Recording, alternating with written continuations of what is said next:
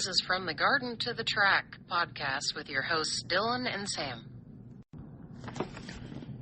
Thanks for joining us again for another episode. It's Dylan. And Sam. Just going to kind of recap our weekend a little bit.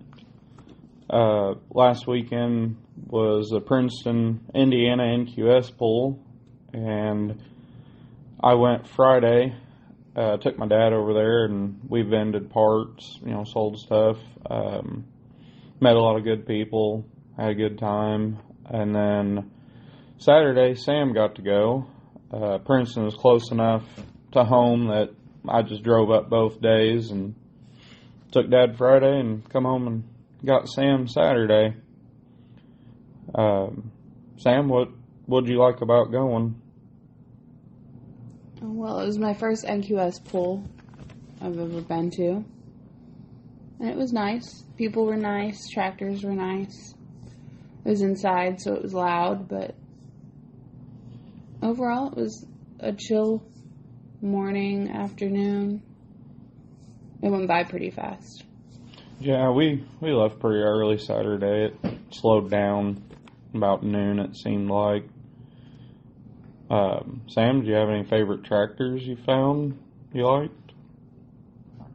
There was a green and white Cub Cadet that I really liked. The shade of green was very pretty. And there was one called 5 Cents that I really liked because the orange was very, very sparkly. But a lot of them were very pretty. I just had a really good weekend being around everybody and visiting. One of the things that's been a little overwhelming for me is I have a lot of people walk up to me and tell me they appreciate what I do and stuff, and they appreciate having an entry level person making parts, and that's kind of what I tried to appeal to whenever I first started making stuff. Was guys mainly with their kids or just getting started. I like making the shiny stuff too for the higher end builds, but I just like bringing something to everybody. I wanted to kind of touch on the vendors as well. There's a lot of good vendors out there. If you're new to pulling, you may not know what vendors are out there, so I was just going to mention some of them. There's Midwest Super Cub, of course. They've got lots of performance parts, a lot of machine stuff, transmissions, motor build stuff, lots of really, really good stuff. Greg Hackman, Hackman Cams, he's got, of course, cams and just lots of odds and ends for your builds. I think he stocks some tires, too. Randy Amstutz, super, super nice people. They had some fiberglass fenders and grills, and I think they might have had a set of tires there. They just have a little bit of everything. If you're big into twins, Ultimate Competition Machine has some excellent parts. Matt Grooms owns that. He machines some really nice valve covers, and he's got some new carb adapters out. I think he does some rods and stuff like that. He don't do a whole lot for the single cylinder guys, which was a little disappointing. I've been on him about that. Of course, Kevin Vogel, can't say enough good about him. Does a lot of machine work, cams. He has a little bit of everything on his website too. He's, in my opinion, the go-to for tires. He has a lot of good stuff. Brian Sturgill, Blackbird Vintage, pulling parts. He's got a little bit of everything. If you need it, he's probably got it. He sells some chassis and wheels and tires, and he kind of does what I do too, and he'll find used stuff and part it out. And everyone's always looking for different things they need. He's been a real good dude to deal with. I get stuff from him, he gets stuff from me, and when we have customers that I've sent people to him for stuff that I didn't carry, and he sent them to me. But those are some of the ones off the top of my head. I'm sure I'm leaving some out, but those were kind of who was there at Princeton last weekend. If you're new to it, those would be good ones to help get you started anyway. I really enjoyed, just walking around there at Princeton. There were such nice tractors there. It was a little overwhelming, though. I had a few people call me over and, introduce me to different people and tell me they, appreciate what we've been doing with this podcast and stuff, which is kind of funny. I hoped it was getting traction, but it seems to be. We, aren't trying to be influencers or anything like that. Just having fun and passing on what little bit of knowledge we have. We've really liked doing it. Of course, if you're listening, click the follow button. I know it may seem a little silly to you, but it's kind of nice to see that people are following along and do appreciate it.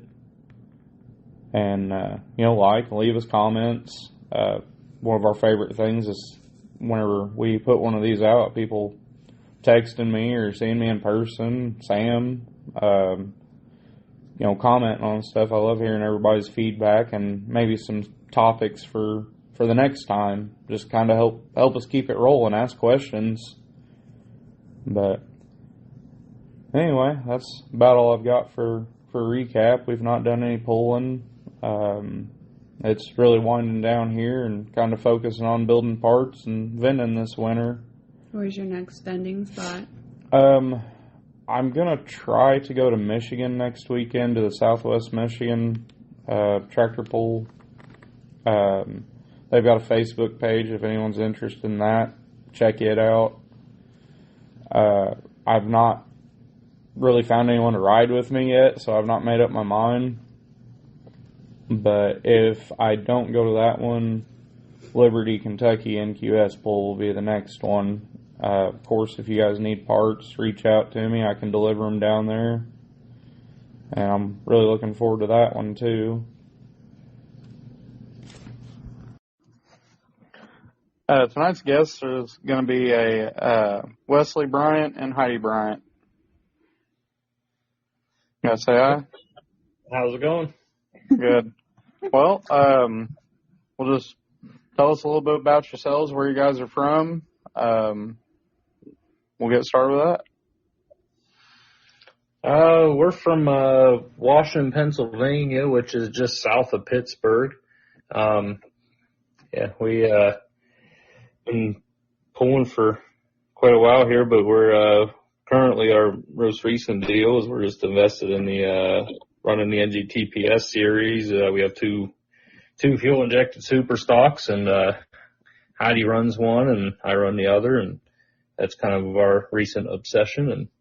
But we've been around for quite a minute with pulling since, I've been around since I was about 8 years old, and Heidi's been around it even earlier than that. So yeah, I probably was about 4 or 5 years old when I first started pulling.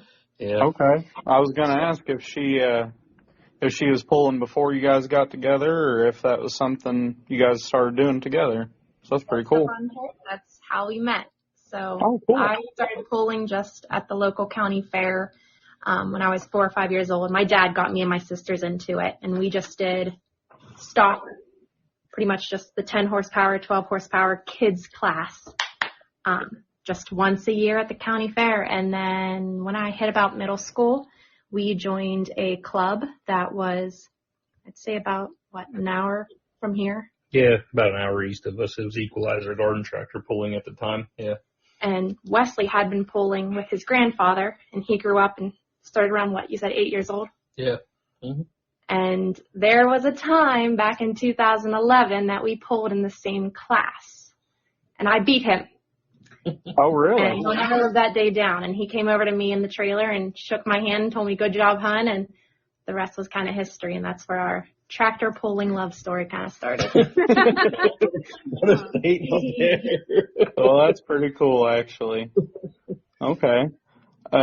Well, I don't think we're going to need it, but we kind of got some icebreaker, silly questions we was going to go ahead and start with, and then just see where things take us. Okay. So both of you guys can answer. Either one of you can answer, just however you want to go. Okay. Would you guys rather go on a beach vacation or go on a vacation in to a cabin in the woods? Beach. That's pretty easy beach. Yeah, we're pretty big cruise ship people. Oh wow. Yeah. Yeah, that's something I don't think I would ever want to do. We've got several friends that like to go. Yeah. If we ever get out of tractor pulling, we're probably going to be on a sailboat living somewhere south in the warm. Eventually, one day, it's a pipe dream. It's just really hard to run pulling tractors from a sailboat. So We're going to Florida this weekend because my mom's getting married, and I guess my future stepdad has multiple sailboats, and he loves to sail. And in like a year and a half, they want to go to and sail the Bahamas on one of those big like luxury sailboats. yeah, okay.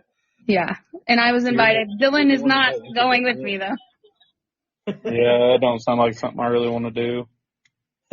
You call me, I'll go with you, no problem. Yeah, maybe Heidi can come. Yeah, I think Heidi's been on what? You're gonna be close to 10 close to 10 cruises, and I've done over 20 at this point. And yeah, well, Heidi's family not so much, but my family's big travelers. So once Heidi and I got together, we corrupted her and got her into the traveling bug. So Good, I love it. Everyone should travel. Mm-hmm. So, who could bake a better cake, Doug Root or Nathan Hager?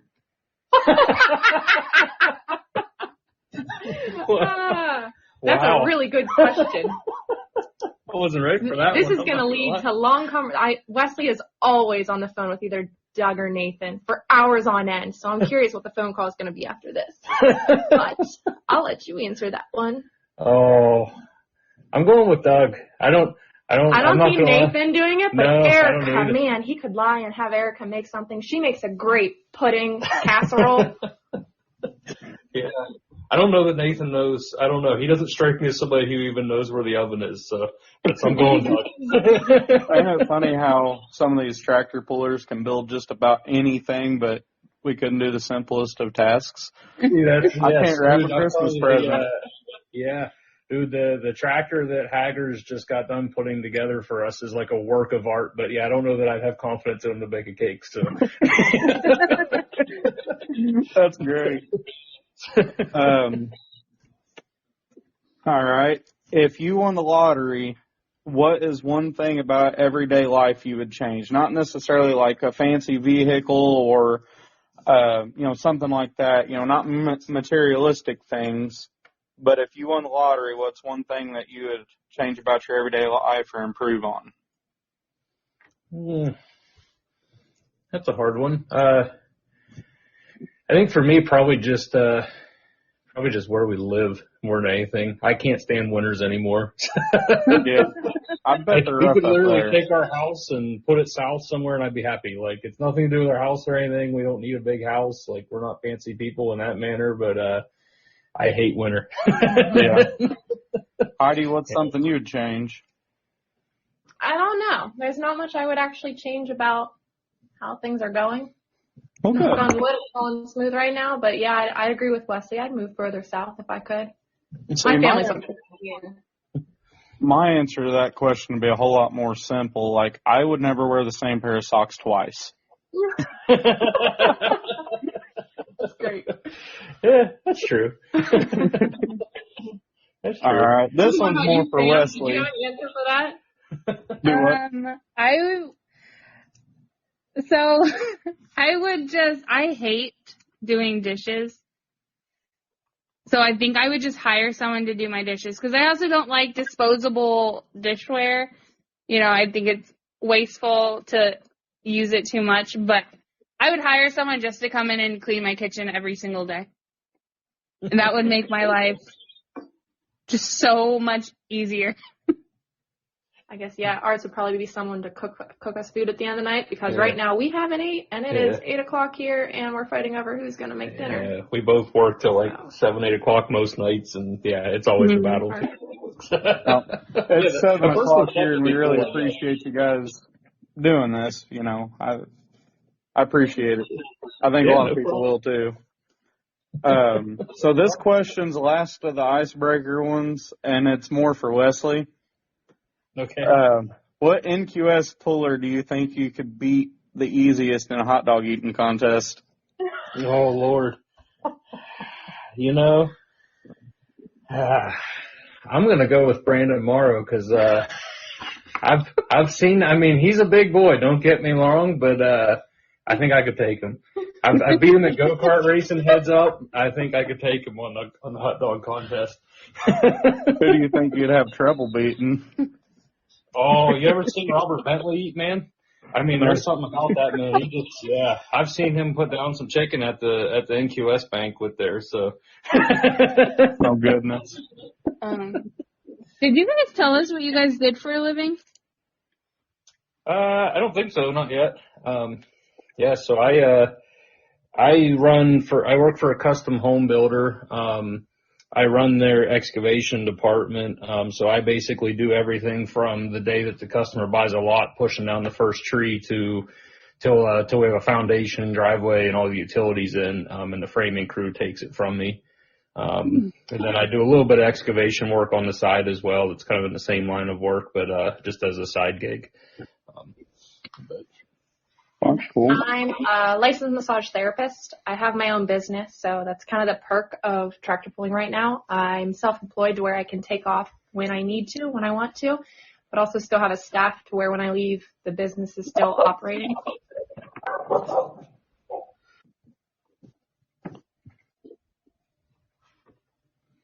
Do you guys have any kids? No, we do not as of right now, anyhow. So. Lots of nieces and nephews to spoil. Us too. That's our favorite. Yep. Yeah, we've got two. Lots of nieces and nephews that we spoil too. That's awesome. I think it's kind of funny. Do you guys have animals? No pets. No pets. Well, with traveling so much, it's hard. Yeah, we don't stay at home very much. So it makes I get it. Yeah. So we're finally getting to the point now where like the nieces and nephews are actually getting old enough that they're starting to pull, and it's kind of cool because they're pulling with my father-in-law, Heidi's dad, and they're actually pulling like her childhood tractors and everything now, and starting to see that's cool. So it's kind of cool to see them getting to where they're starting to get into it as well. So, and there's a couple of the nieces that they're not necessarily a fan of the tractor, but you know we help run our local pulling club and everything, and so they get to come and set up a lemonade stand or help Heidi with sign-ups and everything, and they just they eat that up. So it's kind of cool to see them starting to get involved as well. So, but that's my favorite part is just going and helping the little guys. And my nephew has been pulling my tractor lately, and I love it.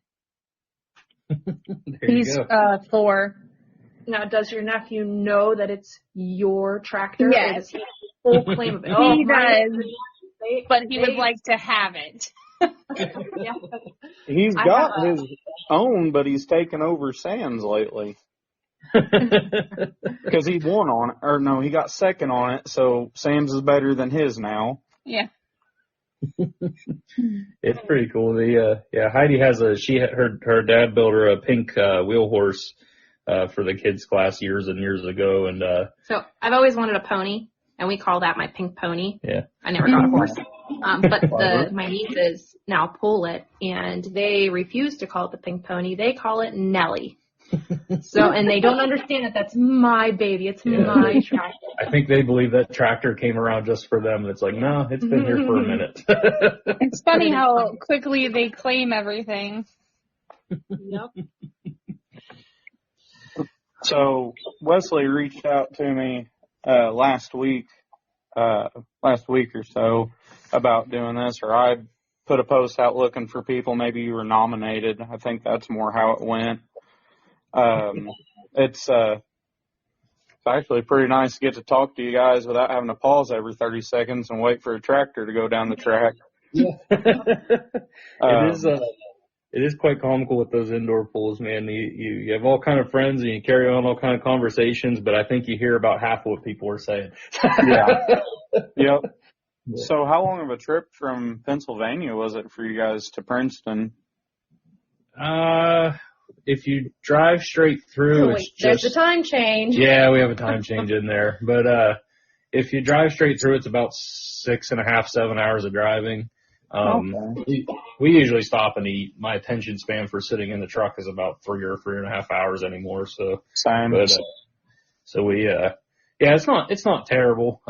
It's not the closest, but it's one of the closer events for us on the series. So, we're not looking forward to the Illinois pool in December. That's, I'm looking forward to it because I think it's going to be a cool event. Not looking forward to the drive. It's not much further than Princeton, really. Which one is that? Big one. Yeah. I mean, it's a little bit further, but not too bad. I think we're like close to 10 or 11 driving hours is what the GPS says to there from here. So a little bit more of a hike for us, but yeah, I've been out there before. It's still not the furthest one that we've ever been to. We actually ventured clear to Florida this last winter to pool. Down there, Jerry Cantrell's the pool. Yeah, so that was by far the furthest one for us. I think that was 14 hours of driving, something like that. It was the shortest one for Heidi. She flew into Jacksonville Airport and I picked her up. So that's the way to do it. Yeah. Somebody has to work though, so that was she sent her private driver first. So tell us about you guys' weekend at Princeton. I know Heidi made it down to the finals on Saturday. Just tell us about how things went for you and what class you run too. Yeah. Who won on Saturday? I mean, who beat who? I got to hear about it all day because she managed to get a 5th in super stock on Saturday, and I think it was 8th or 9th. Yeah. So yeah, I got to hear about it the whole way home. But now he reminds me, this is a team sport. We're a team. But it was a good weekend. It was a good weekend. Princeton's always been I've pulled there probably 6 or 7 times through the years now, and it's always a really, I don't want to say inconsistent track, but like there's always seems like there's different winners there than your normal guys. Like it seems like it just promotes a little bit more of that. People can come back with some, maybe not necessarily the most powerful tractor or anything, just really read the track and get something there. Any weekend you can go there and qualify both days, I think is a good win. And this was my first indoor national event with the new tractor since having it built. So I was really stoked to have qualified both days, and I got a 4th on Friday. So was really happy with how the new tractor performed. We got a little bit gear happy with Heidi's tractor on Friday in super stock, unfortunately. A little over geared and just missed qualifying, but yeah, she made up for it pretty good on Saturday. She actually qualified both the carb super. I can't remember where you finished with that, but she managed to get in with it and got in with the ejected super setup and managed to get the 5th. So I think that's actually probably her best finish on the indoor series. So it was pretty cool. Overall, we had a good weekend and nothing to really complain about. So is her tractor still relatively new? I know Doug told me that they redid a bunch of stuff for her. Is this her first time out with it, or has she been pulling it for a little bit? She's been pulling it for a bit. This particular tractor she's driving now was new in Navarre of, let me think. 24. Yeah, I think it was Navarre of 24 was whenever it hit the track first, which I drove it for its first pull. Doug Rude put a spare Pro Stock motor in it, and I drove it at Navarre, and then she took over it from there. So she's already got a full indoor season. All last year she ran. I didn't have a tractor, but we took her and she ran all last indoor season. So she's got some time on the new chassis. So definitely not her first weekend. And she's getting really good at it. And we did make some changes to it just to get her more comfortable. Which was a huge improvement when Yeah. Doug took my tractor back a few times and changed the steering column and the back of the seat. And I didn't realize how much that change made me more comfortable. Like, it was a huge game changer in having a comfort level going down the track and feeling like it fits me. Yeah. Not good. My whole goal was to have two complete, like, identical tractors, but so when we first had our chassis built, it was going to be a twin to what mine was, and I was comfy on it, but her not so much. A little bit of height difference was a big deal. So Right. yeah, fortunately Doug worked with her and got her to where she was comfortable driving, and dude, it was like a light switch just got flipped. I mean, I was calling them the donation, the entry fee donation passes. It seemed like everywhere we were going, it was just wherever I set her on the start line, she just drove in a straight line, and it is what it is. And I was getting kind of frustrated with it, and it was like whenever Doug got her to where she was comfortable and actually started driving it, it was just like a light bulb just went off. But it just took getting her comfortable on the tractor, and now she's really shown a lot of improvement really quickly for that aggressive of a tractor, because that's pretty new to her, really. That the whole modified scene is nothing. She never did it growing up or anything. So I'm pretty proud of how quickly she's caught on to it. Have either of you, Dylan or Sam, pulled a super stock before? No, I have got You a. wanna? Yes, actually, I'm kind of hopefully next year to have a 30 cube anyway and run the NQS series. I've got a 16 open RPM tractor, and we've still got a pretty good cap on the rules, but you can have a little fun with them. I really enjoy pulling that one. Mm-hmm. And then Sam's got she's got a 12 stock tractor she pulls. Okay. But no, I would definitely like to step it up, and mainly, like I've told some other people this lately, I really enjoy going in the summer and helping my nephew and helping Sam and helping my dad get on the track. Like, I have a lot of fun doing that, and I'm kind of wanting to turn over the NQS side of things for winter, for more or less for myself. Yeah. But yeah, I'd like to run one of these days. I have plans to anyway. I don't think I want to. It's not that it intimidates me. It's just, there's very few. I really like my 12 stock. I think I'm going to build a Predator motor. But really the only other type of pulling I've even thought about was antique tractors. I think that would be a lot of fun. But I'm not in for the loud and crazy stuff. I wasn't either, but Wesley likes dirt bikes and anything loud and fast, so I had no choice but to go with super stock. Yeah. I did. So I started on the stock altered. Dan. Doug and Dan, that's what I started with, and it's still a big jump to go from a stock altered to a super stock. Yeah. Really. Oh, yeah. Yeah, it's a pretty whole different deal. If you ever want a funny explanation of it, just ask Darren Binkley to tell you about driving a stock altered. It's you'll be laughing pretty hard.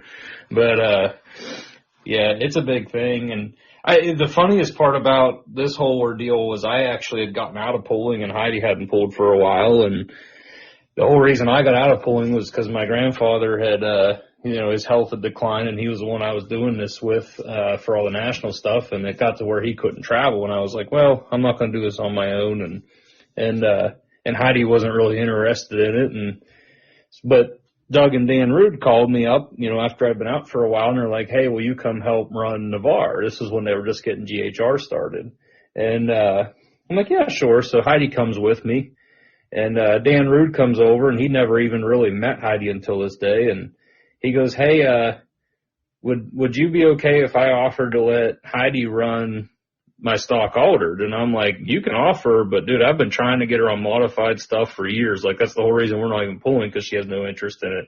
And he's like, you just leave that to me. And I'm like, good luck, buddy. And like 15 minutes later, I see Heidi walking down through the pits wearing Dan Rude's fire suit that's about 4 sizes too big. Interesting. That says it all. Yeah. So Dan Rude, it's actually his fault that we're even back in pooling and everything else now. I make sure to remind him that whenever I file for bankruptcy, that's going to be his problem. Well, I'll tell you what, I've been involved in a lot of different sports or different things over the years, and there's always people that seem like they're too good to talk to you, and I just don't get that with tractor pulling. I don't care if you're talking about the NQS Nationals or National Series, or you're talking about like local people. Seems like everyone wants to talk, and Dan has been so welcoming and encouraging of, you know, like when I've talked to him about coming and set up to vend, sell parts and stuff, you know, whenever I get there, he knows who I am.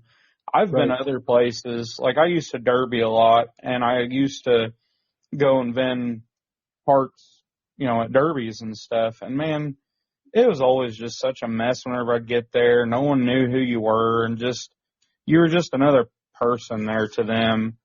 And Doug and Dan, and I mean, I could sit here and rattle a list of names of people that I've met that are just, they're all about having new people. I mean, good grief, I can sit and talk with Kevin Vogel for hours and hours and hours, and I think that's great. Some of these biggest names that are out there doing this, or they just want to see it grow and more people involved and welcome more people. That's kind of the whole thing. The indoor series, like, it's interesting because it's for me, because everybody there will help you to some level because they want you to stick around. They want competitors. They want good competitors. So they'll all kind of nudge you in the right direction to teach you. And they, you know what I mean? Like if you're somebody new coming into it, and there's very few people in the building, if any, that won't, you know, welcome you with open arms and try to help you. I mean, you know, nobody really wants to beat you because you don't know what you're doing. They would rather beat you heads up and have you make a really good run, and you know what I mean?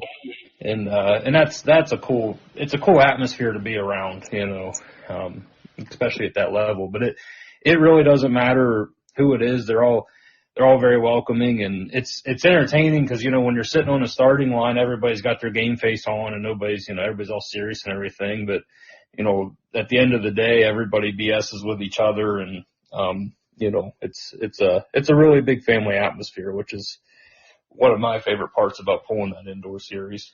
But and I think that's great because I know that we've got, you know, our local friends as well as just other people from all over that are just pulling at their local tracks. They're listening to this, and that's been a big point that I've made is it don't matter if you're at your hometown track or doing this. Everybody seems to be a big family. I think it's really good that other people are hearing you guys' perspective on this. I love that about pulling, and I've said it before. I've seen people literally take parts off of their tractors so their buddy, or not even their buddy, people they don't even know can make it down the track. Yeah, and I don't know many sports that people function like that.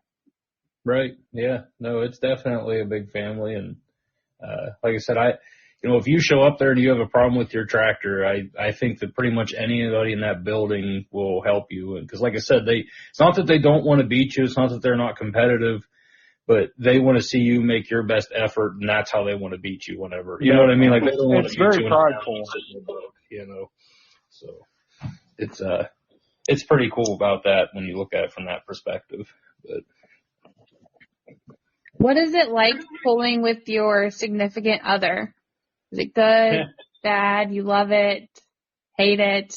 It's a learning curve. It tests your marriage. It's rough some days.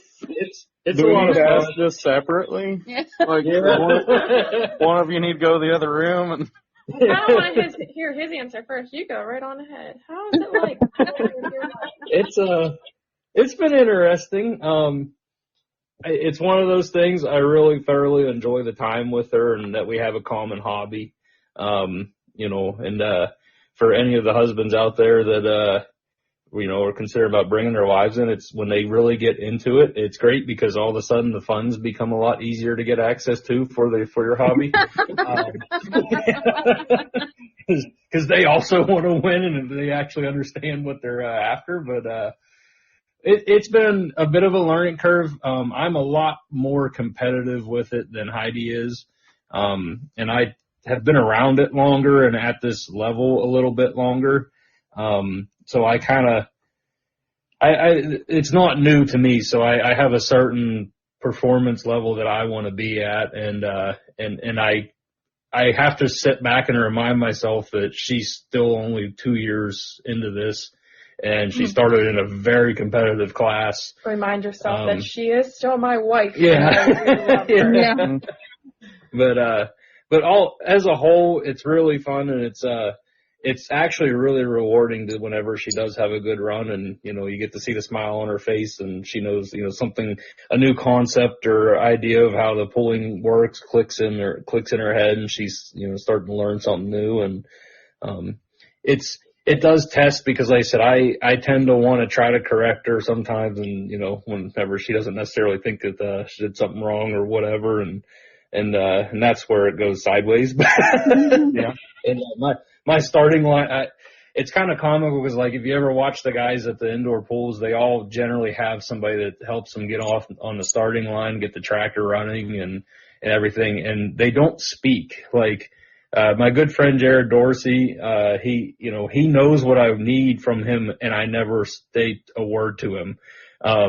It just, we've been around each other long enough on the start, and I can help him get his tractor up on there, and he can help me do the same with mine. And then we have Heidi up there, and I try to do the same thing with her, and I forget that she hasn't been in the series for, 10 or 15 years, and so it's one of those things to where I have questions. Yeah, I'm she's smiley. Like, I'm like talking about other things besides tractor rolling. Yeah, she's like up there just all over the place, and I'm like, woman, I can't do this right now. You just have to focus. Like, so it's a bit, the starting line is usually our big problem because I get into game face mode and I kind of expect her to be with it, and she's over there like, so what part of the track are we running on again? Like, it's just like, are we at a tractor pull? Is that what's happening right now? Is it just? I'll tell you what, I think you hit the nail on the head with most of that. That's one of my favorite things about pulling with Sam is I really like the truck rides going to and from pulls and stuff. And I agree. Whenever she does good, it's fun seeing how happy she gets and digging our buddies and stuff and joking with them. And I just really have fun doing it with her. And just like you said, when she's in it, it makes it more fun for me. Hell, I spent a bunch of money over the weekend buying parts to build her another tractor this winter. So I like building them, and she likes decorating them, so it works out. Yeah. It's entertaining. It does come back to that comment about it being a family sport and everybody helping you. On the start line, I don't even need Wesley at an indoor pool because I have so many other guys that are there that comfort me, help me, support me, give me knowledge, advice, expertise. And most of the time they are better communicators to me in that moment than Wesley giving me the game face silent treatment. She rallies people against me all the time. I do. So I have fan clubs that don't even know who Wesley is that are my fan clubs. So. Nice. It's been fun though, as a whole. It's like I said, we wouldn't be doing it right now. I wouldn't even be pulling right now if she wasn't into it. So it's just a really good thing that we can do together, and we both seem to enjoy. And so we're pretty fortunate in that manner. And I was glad to see her take to it because I'm not. I'm around a lot of stock pulling, and I stock, I started at stock whenever I was 8 years old, but to me, it just doesn't really interest me anymore. So it was kind of one of those things. I wasn't going to go build a stock tractor to run with her. And so I was kind of happy whenever she was all about the modified stuff whenever she actually took her first stock altered run. And I knew we were good when she got off the tractor after that run and just was grinning ear to ear. I don't even think she was close to qualifying, but she was happy as could be about it. So yeah. But, Heidi, do you have anything to add to that? A good and bad pulling with your significant other? No. Give him her game face right now. So yeah, we've not figured out how to do this where like we can video and stuff. It's all audio only. But right now, I kind of wish that we could do the video because I'm curious to see what you guys are looking like or looking at each other like. I bet it's funny. Yeah. It's entertaining. There's a couple other husband and wife teams that are on the indoor series, and I don't know. I bet you they'd all pretty much have the same answer. That's it's really cool to do, and I'm sure they're all really happy to have their wives there with them, and I'm sure there's a lot of really quiet truck rides home after but that's okay. It happens to the best of us. So. I really like having Sam in the middle of it with me. I know sometimes it sucks at the track because I run off, and I'm busy, but I sure like. Oh yeah, he likes having me there, but we don't ever hang out at the track. Yeah, we know what that is. Yeah, we know what that's like. So question for you, are your date nights when you go out to dinner, do you typically talk all night long about tractor pulling? Because we have now come to the conclusion that pretty much all of our date nights turn into talking about tractor pulling. I can't go one day without Dylan talking about tractor pulling. I can't go an hour without. So I've just grown so accustomed to it that it's just a part of everyday life. But our date nights are like dinner and Roll King runs, and so it's just errand nights. And actually, funny story. The other night we went to Buffalo Wild Wings and was eating, and they had all kinds of football games on. I'm not really much into any kind of sports other than tractor pulling.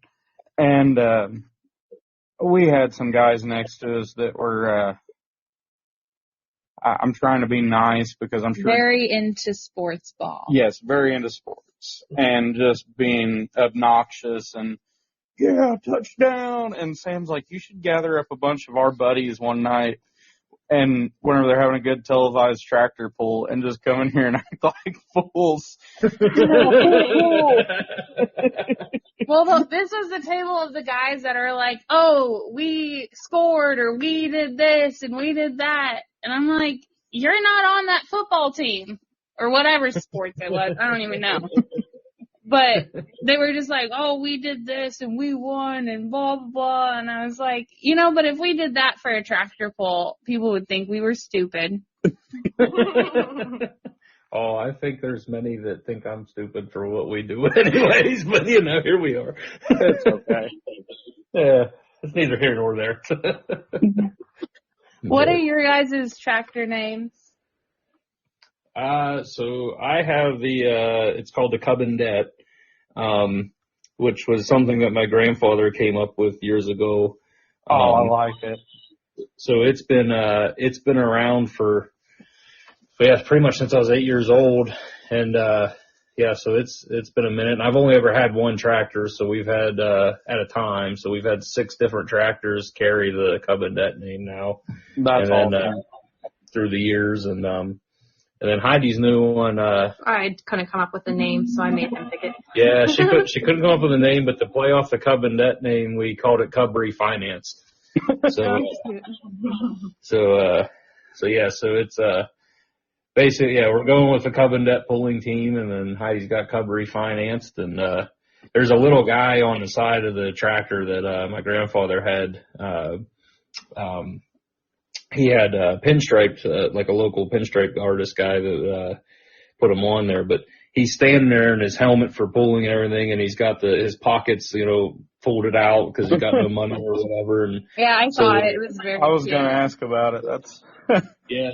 That's where that came from. And so the idea that's kind of floating in my head is when we finally paint Heidi's tractor, since it's covered in finance, little guy in a suit. Yeah, we're gonna put him in like a fancy suit since he's got some money now. I like that. So that's kind of funny, you guys' names are that, because like if I ever get to build my NQS tractor, I want to do it. Basically, obviously, I want to build it head to toe with my parts, but I want to make them real flashy to show them off. And I was going to call mine business expense. There you go. Yeah, there you go. Yeah, we got really close to calling Heidi's personal withdrawal because every time we needed to do something for the tractor, she would call the accountant and be like, "Hey, we needed to make a personal withdrawal out of a lot of business checks going to like Caleb Peters and Midwest Super Cup from a business." I was like, "These are all personal withdrawals." I understand that fully. What's it like running your guys' local club? It's different. For me, it's kind of like a way to give back almost. Because, all the years of us growing up and everything, my grandfather and I, we went to a lot of local pools. We were one of those people that if there was 3 pools in a weekend, we were going to be at all 3 of them. But I never felt like looking back now that I actually helped those people run the pools enough. Just as in, we were there, what we were pulling, whatever, but we never we were never the people that went out and flagged or ran the sled or ran a scraper tractor. And I kind of feel a little bit guilty about that at this point. Now I'm a little older and look back on it. So it's kind of my way to repay the favor for all the guys that did that for me growing up. But it's a very rewarding thing. Our last pool of the season was 2 weeks ago. And we had a class of 16 kids. The kids, yeah. So that was really cool to see in the area that we had, a kids class that was 16 deep. And we've done some really big pools through the years too, where we've had we do a money pool every year to where I believe it's a guaranteed $150 to win any of the stock classes. So that's pretty cool to bring pretty high payout stuff to the more local level. And, it's, we're very fortunate. We help run it, but it's, there's 6 of us, that do it, in the area. They're all people that I've grown up with pulling and, they bought the sled and everything. And I mean, it's not just Heidi and I running it by any stretch of the imagination. We're the volunteers. Yeah, we're just volunteers. And, it takes a lot of people and a lot of ideas to do that. I'm part of our board here, which I've not been as involved this year with some of the stuff as I wanted to be, but I think looking forward next year we're going to make some changes and things will be a little bit better. Nothing's bad by any means, just we need to restructure a little bit, I think. But people don't realize just, having people switch out to flag, like you said, run a scraper tractor, run the sled, a lot of the behind the scenes stuff, like Sam's helped with registration and payouts and stuff. And there's a lot of stuff involved that people don't see. Yes. Oh, yeah. And you don't realize it until you're there helping. 'Cause it's one of those, like I said, it's there's 6 of us and, that are basically running it at this point. And I'm fortunate to where the other 5 members, they've let me just kind of run with it. Like any of our social media posts you see, it's usually me on there. We built the website. We did a lot of cool stuff like that. And most of the pool ideas, as far as like the money pool or any of the bigger events, they're brainchilds of my own. And, but those guys both support us and let us do it. And I think they're just as happy to see it go. And it's not like we could do it without them either. I mean, I'm by no means a mechanic.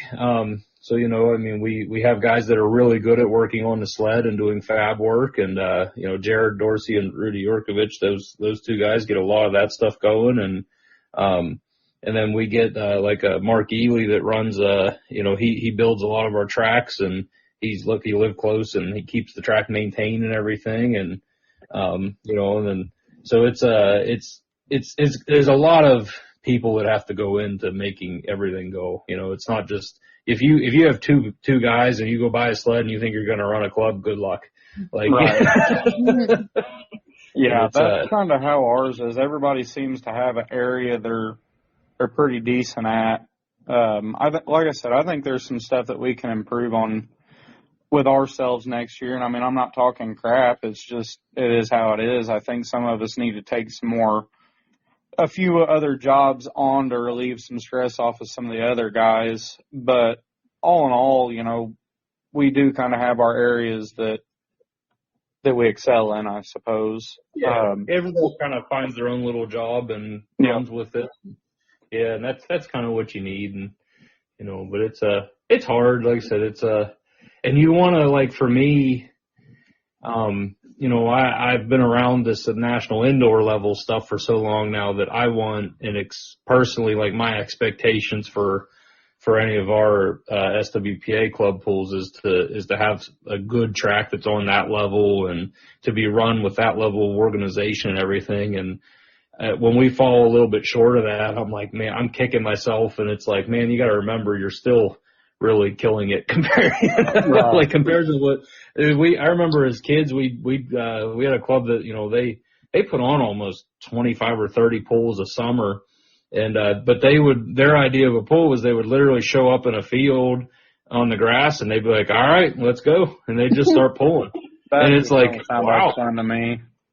Yeah, no, it wasn't really. They tended to turn into dust bowls, and I like to have a dust-free policy at our pools because I'm on the sled for 98% of the runs, and I don't like being covered in dust. So,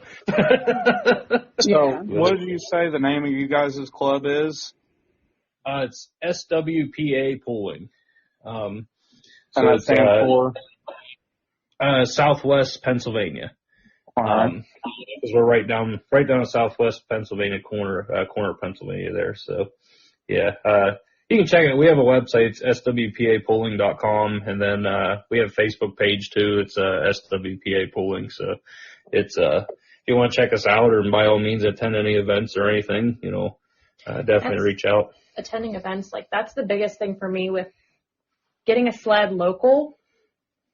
Surprisingly, even for our area and knowing all the guys that we do that pull, if I walked to the end of our street and told someone I tractor pulled, sometimes most people, when I say that, they don't even know what tractor pulling is. Oh, goodness. And so having something local when I can reference and say, hey, come to one of our events, like, hey, check out our website, Facebook page, that's an easier learning curve for them. I'm curious if that's for you guys in the other states, if it's... Tractor pulling was not on my radar whatsoever. Do you ever have to explain yourself very frequently when people ask? What do you do on your weekends? Tractor pulling? What's tractor pulling? Yeah, I had someone recently think that I was physically pulling the tractor. Yeah, and they're like, so I'm like, wow, you guys think I'm strong or really into fitness because, but yeah. So having like that local sled, at least for the area, growing the community and growing the sport just locally is my biggest thing for this year. We did club. This spring we took the sled and 3 of our local our club members there took some stock tractors down to a touch-a-truck event cool. At the local fairgrounds.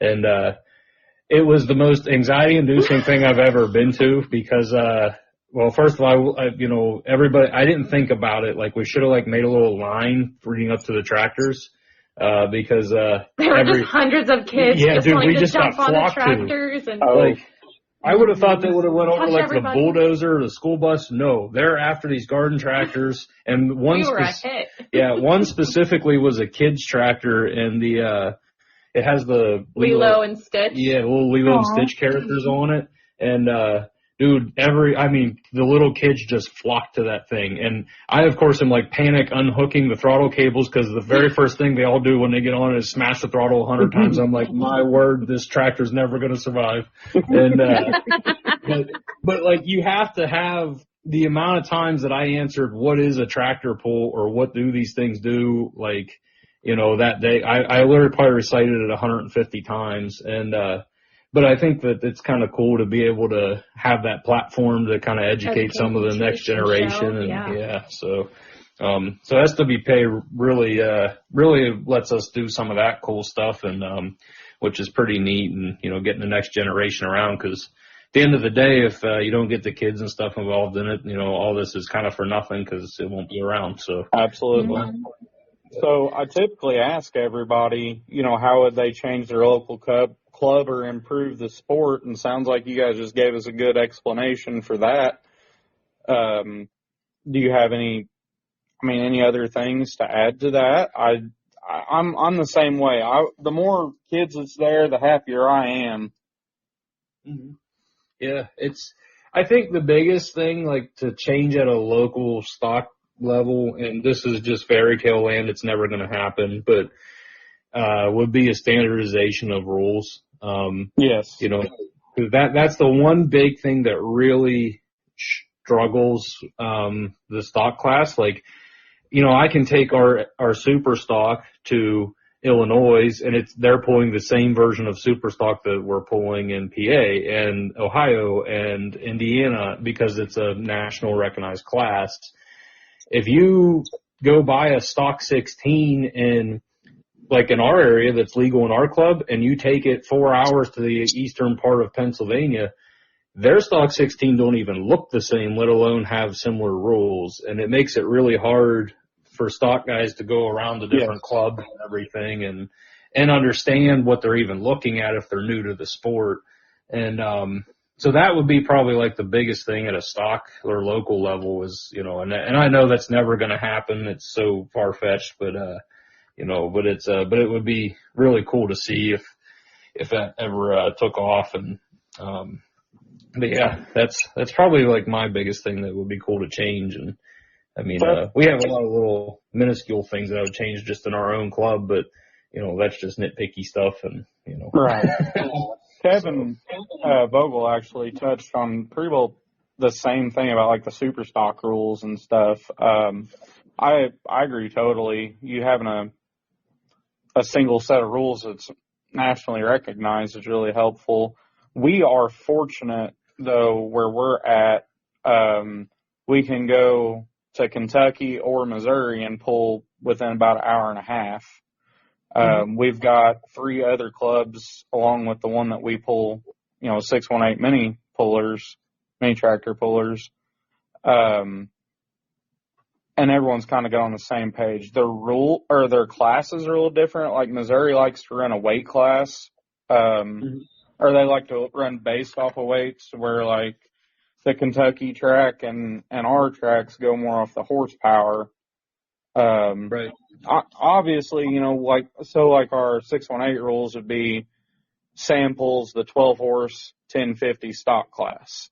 Whereas we go to Missouri, they're going to run 10s, 12s, 14s, 16s in their 1050 class. Right, so that part can complicate it a little bit, but also the rules are kind of the same across the board. It's just differences in displacement.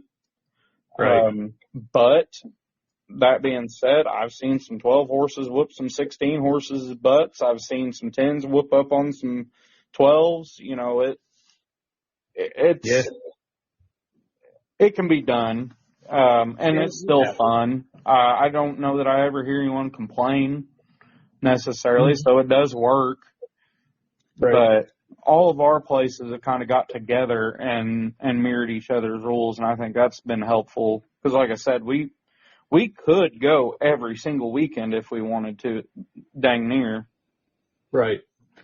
Yeah.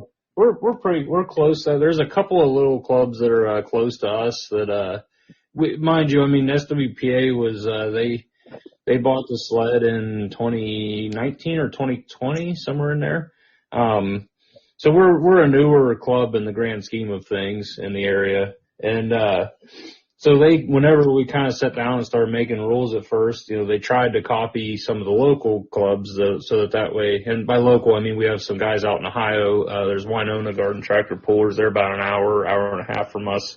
And then we had some other guys east of us as well. And so they kind of took the other clubs into consideration so that way everybody could go to each other's pools, and you try not to overlap any schedule or anything because you don't want to pull tractors from the other clubs. Mm-hmm. That's not the goal here. And the goal, our whole hope is we can go out to Winona and pull tractors, and the Winona guys can come down to ours and pull tractors. And, that's kind of like our day off when we go out there and don't have to work the event, Yeah. I love going to Missouri and pulling for the same reason. It's not the minute that you start to look at other clubs as competitors in business, you're doing something wrong, I think. Yes. And you want to work with everybody. It's funny you say that because I found the same thing, like vending parts. Like I said earlier, whenever I'd go to derbies, it seemed like you'd show up to sell parts and there'd be other guys there and they'd just kind of be side-eyeing in, who's this fool and stuff like that. And anytime I've been to a tractor pull vending, everyone kind of gets together and shares different ideas and, pull up a seat, talk with me. It kind of goes hand in hand with that as well. And I think that's different, interesting, and kind of strange, but I love it. That was one of my favorite parts of the weekend was just I floated around there back in our little corner talking to everybody. And, hell, I mean, I spend money with all the other vendors myself, so why should we be enemies? Right. Yeah, there's no reason for it. There's room enough for everybody is kind of the way that I look at it, And not everybody, yes, I mean, technically you're both vendors, but you're not necessarily making an apples to apples product either, yes. So that's the big thing. There's room for everybody and everybody does something slightly different that, they all have a different target customer at the end of the day, even though it's all for garden tractors. So, yep. Yeah, it's a good thing to be able to help each other out, I think. So that, and the minute you lose sight of that, I think that's when it goes south. So absolutely. So do you guys run for points up there at your pool or at your club?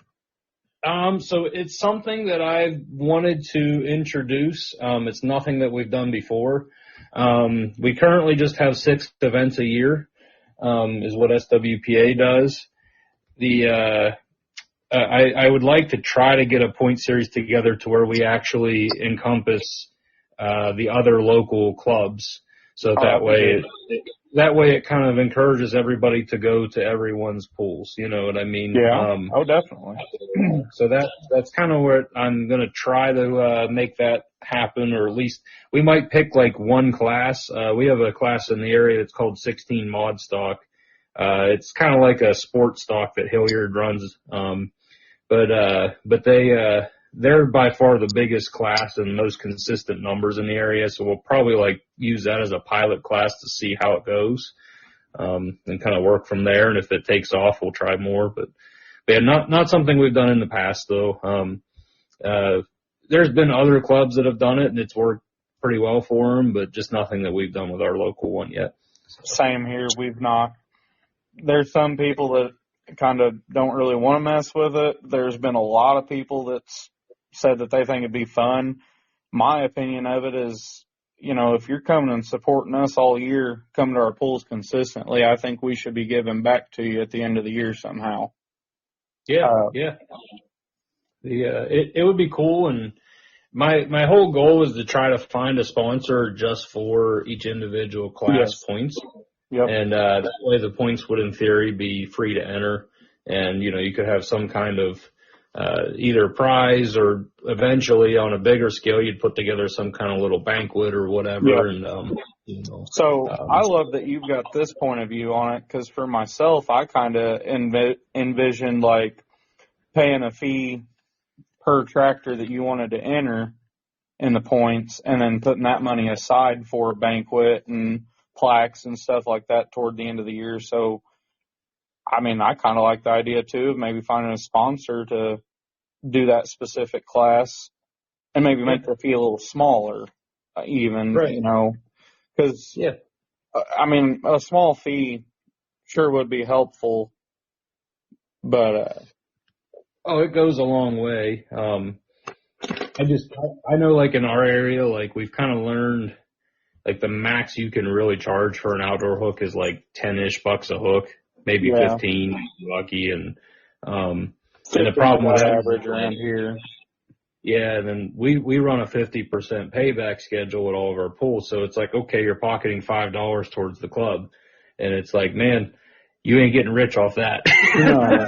No, and circling back, people don't understand the upkeep on the sled, the agtronics and stuff you use for measuring, and it's having a big thing. Improvements to the track and facilities. You know, that takes a lot.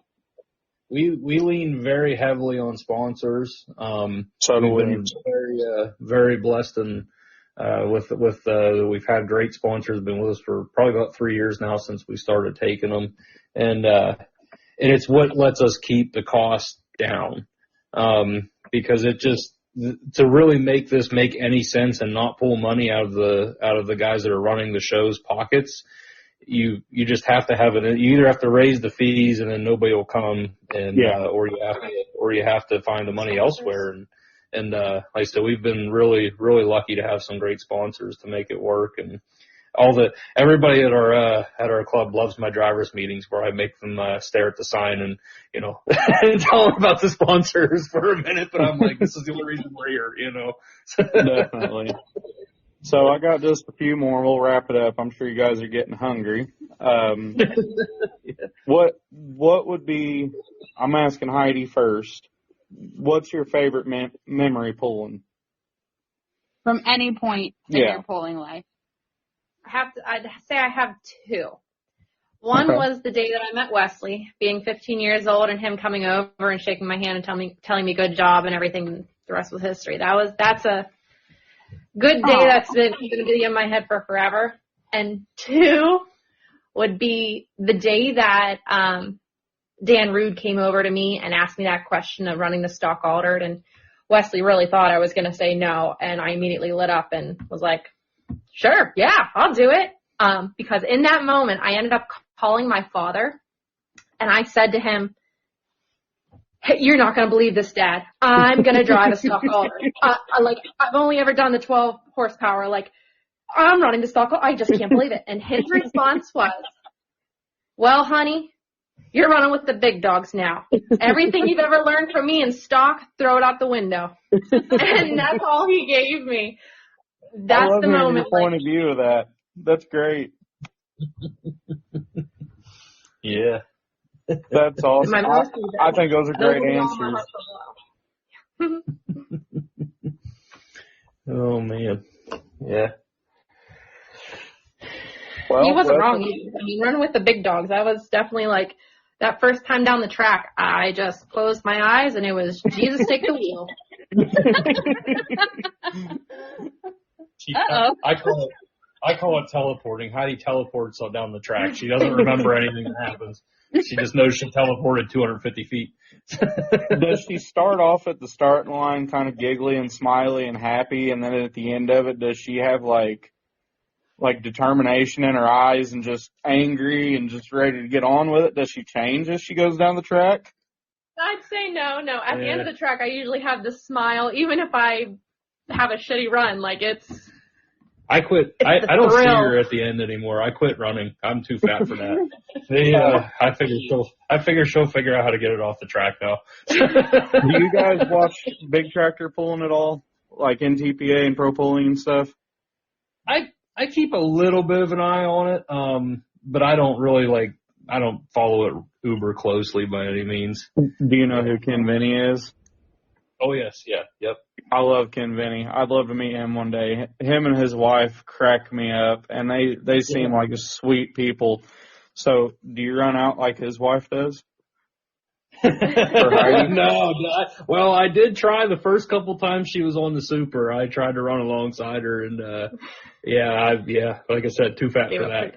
Gave up on that first time. So I was like, she'll figure it out. Having a fan club is kind of nice because he's a few pulls. Wesley stood beside me and said, hey, hon, I'm not going to be at the end. Like, you're going to have to get yourself off the track. I'm like, all right, I can do this. And I get to the end, and like 5 guys out of nowhere are coming in, pushing my boom in, turning my fuel off, pushing my tractor off. I'm like, well, thank you very much. Yeah. Perks of being a woman in the track pulling industry. Yep. What would you say is your favorite memory, Wesley? There's been a lot. This was always something I did with my grandfather, though, from day one, and it has to be 2011. We won the light pro class at the Columbus Hilliard Winter Nationals there, and dude, just whenever you finally come off the track and you laid something down, and seeing him light up, I mean, he never actually pulled the tractor himself. He was just doing it purely for me, but like seeing him so lit up and proud about it, I think that was a pretty cool moment for me that's always stuck with me. So, but That's great. It's not something that everybody gets to experience, frankly, is winning one of these big national events. It's a big deal, and to be able to do it with my grandfather, and the fact he got to see that happen, I think was pretty cool. So, but yeah, and now the next one's going to be if whenever we get Heidi to finally get a win. So that's the goal. Yeah, that'll be right up there with it. But that's a future memory I'm going with. Oh, I get that. I get that. See, my Alice, my 16-horse tractor, I don't know if you guys have seen it on Facebook or anything, but I built that because my grandparents had an Alice Chalmers B that I used to ride around with my grandpa, when I was a little guy, mowing the pastures and stuff, and they passed it down to me. Well, I've been trying like crazy to get my grandpa to pull my tractor, and he just won't do it. So that's kind of, I want that to be my future memory too. I want my grandpa to go down the track on mine. Yeah. It'd be it's pretty cool, man. Anytime you get to experience that kind of thing with a family, and it's a great thing. Core memory. So, yep, it's a core memory. But, yeah. Who does it feel good to beat like the most? Like, do you guys what's your rivalries for your respectable rivalries, not like fun rivalries, not like you truly hate them and want to beat them?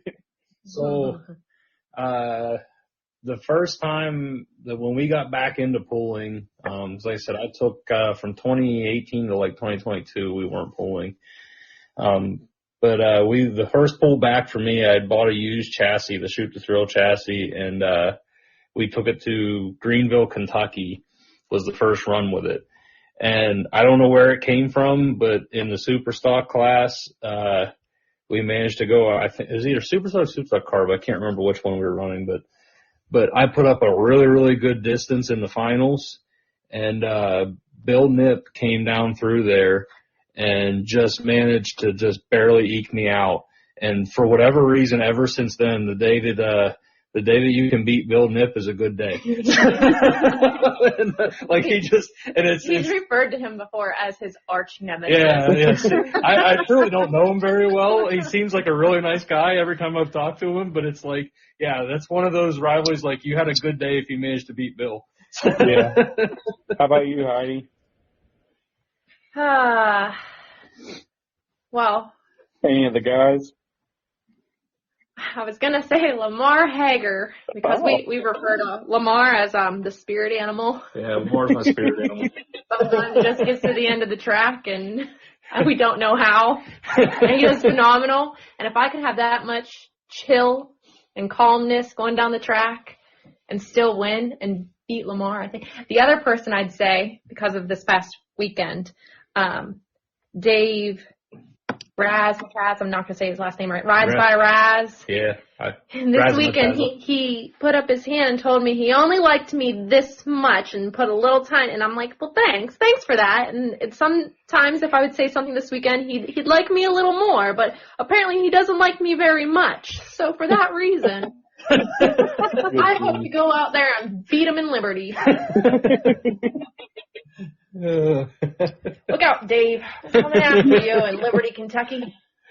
It's cool because it goes back to it's all friendly, you know what I mean? And it's more, usually if I'm gunning for you, you should take it as a compliment because it means you're a really, really good puller and you're the standard of what I'm trying to beat right now, So, yeah. I think that's what's cool about pulling too is the exact same thing. If I've got people that I really want to beat and like to beat, and it's just because I like them as people and I respect them and they got strong tractors, it's not because I want to put it to them and rub it in their face. It's just I like jabbing them and they'll turn it right around when they whoop my butt the next time.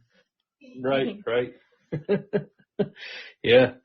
It's a cool environment and I like all the competition. That's what keeps driving me back to running that indoor series. So, I genuinely hope all the competitors are around for a long time and keep the level of competition up that they're at, and if not improve and keep chasing more, So Definitely. Well, do you guys have any questions for us? I don't know. You got anything, Heidi? We talked a lot to them in Princeton. Yeah. Tried to. Yeah. Tractors. Do you have any big goals coming up or big events, big plans for this next year in regards to tractor pulling?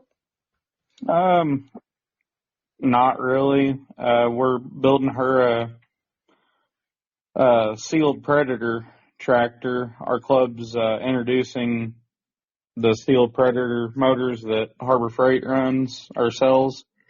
We're going to do a class where those are all sealed up, stock out of the box motors, and Sam wants to run one of them. So I'm kind of interested in that. I know it'll be a little different than her 12 horse, so I want to get that lined out for her. And then, Is that a twin cylinder Predator? Yes, or is yes. it? Yeah, Right, the twins. You hated twin cylinders, sir. You can't be doing that now. I'm not a big twin guy, so this one being all sealed up.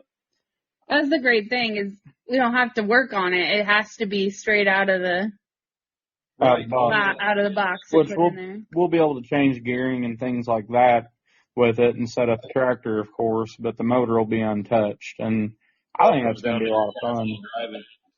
What's that, buddy? All comes down to your chassis and driving more than it does figuring out the motor. Yeah. I would love to have an NQS tractor at some level by the start of the season next year. By Princeton next year, I'd like to have one. I'm leaning towards 30 cube, but also if the right deal comes along, I'll take whatever. Super stuff. Well, the main reason I'm leaning towards the 30 cubes is a smaller class, and I can go and pull and do my thing, and then go back to selling parts. I don't want to take that away. I love doing that and talking to people that come by and visit with me. Mm-hmm. But if I do happen to find a super stock for sale and the deal's right, I'll go that route. I know Doug really brightened up when I mentioned 30 cube the other day to him. Oh yeah, they're pro stock, or 30 cube. They're definitely 30 cube lovers. So. Yeah, they make too much noise for me. Yeah, I don't know what direction I want to go. Really, I just want to be there, and I don't really care if I get my butt whooped. I just want to show up, go down the track, have a good time, and hang out with everybody. That's what I enjoy doing. Yeah. No, it's cool. Do you guys have anybody you want to thank? Any shout outs, anything like that? Oh, my list would be never ending. So yeah, list would be never ending. Who you are. I was gonna say, I'd say for right now, the Rude family, they've done a lot for us, and both of our tractors are their chassis, and they've done a lot for us, and the Hager family, they've been great teammates to us, and Nathan, obviously, Nathan just finished out all the paint work and everything on the new Cub and Det, and he did phenomenal work on it, and as well as Tyler and Greg Hackman, we've moved to their engine program and been welcomed with open arms there, and they've provided us with really good motors, and but it's and you can't forget Caleb Peters. I know he'll be really bitter if we leave Caleb out, the guy that cuts the lines. So. Well, maybe I'll put you on the spot here, asking you to thank people, because I know it takes a lot of people. I don't want anyone to be upset. Yeah, that's everybody that thinks that tractor pulling is an individual sport couldn't be further from the truth, man. I mean, Absolutely. From the day that we're down there, and the amount of ideas I bounce off of, like my buddy Jared Dorsey, and different setup and track running, and I mean the list is truly endless, and you couldn't do it by yourself. You have to have a great group of people around you to even think about being competitive, especially up on that national series. It's your family. It's truly your family, and you would never.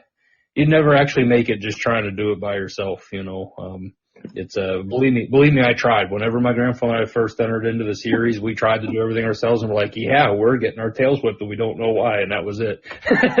Yeah. Well, I've been asking every guest here to call out somebody to get on the podcast. Who would you guys recommend us reach out to, or you want to call out? You got anybody? I have a list. I think I've listened to your previous podcast, and I just agree with a lot of them of Caleb Peters. I want a Tire 101. I am so dumb when it comes to tires. That'd be an amazing podcast. Okay. I've reached out to him. I don't know that he was really sold on it. I was hoping to meet him over the weekend and talk to him a little bit, but everybody is so busy. I'll pay for a Tire 101 class. Yeah. Somebody else mentioned Dan that. and Doug, Go ahead. Dan and Doug. He's my extra husband that's on the start line. That's a really good at communicating. The way he talks, I can listen to all day compared to my husband. So I'd say Dan and Doug, and Shane Hadley and Andy Peters up in New York. Yeah, They're they'd be a fun cool to talk interview. to. And they'd be a really just knowledgeable cool from so many well-rounded areas of tractor pulling that most people don't get to feel and witness, between the sled and behind the scenes at a GHR pull of how it works. And yeah, super knowledgeable guys. And they're very well rounded, because they know everything. I mean, Shane builds engines, and then they've been in promoted pools. They have their own sled, just super well-rounded people. And they'd be interesting. I'd love to hear an interview out of Darren Binkley. I think he'd be pretty cool to have on, and more or less talk about, his move to go into Midwest Super Cub. I think that would be kind of a cool thing to hear, and, have your bleep button ready. I was but going other to say, than that, censor the F word for us. but he would be kind of interesting to hear from, and I'm a really big sled nerd, so I mean anything about a pulling sled. But I want to put Mark Peters, Shane, and the V&H crew all together in one podcast and one group. And oh wow, that'd be a little bit dangerous. Yeah. Never mind. But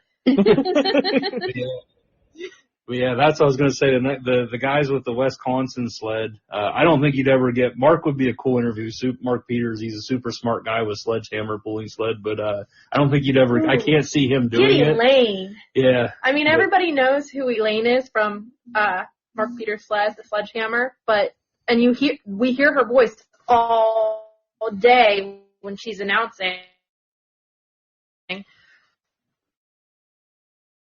But get her.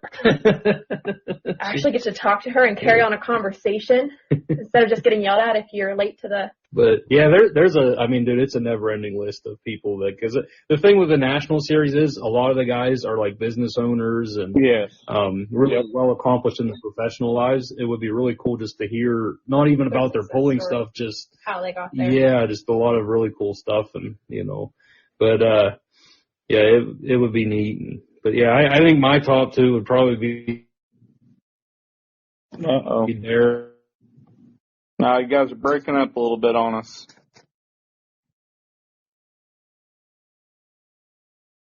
You guys there? Oh no. And V&H sled.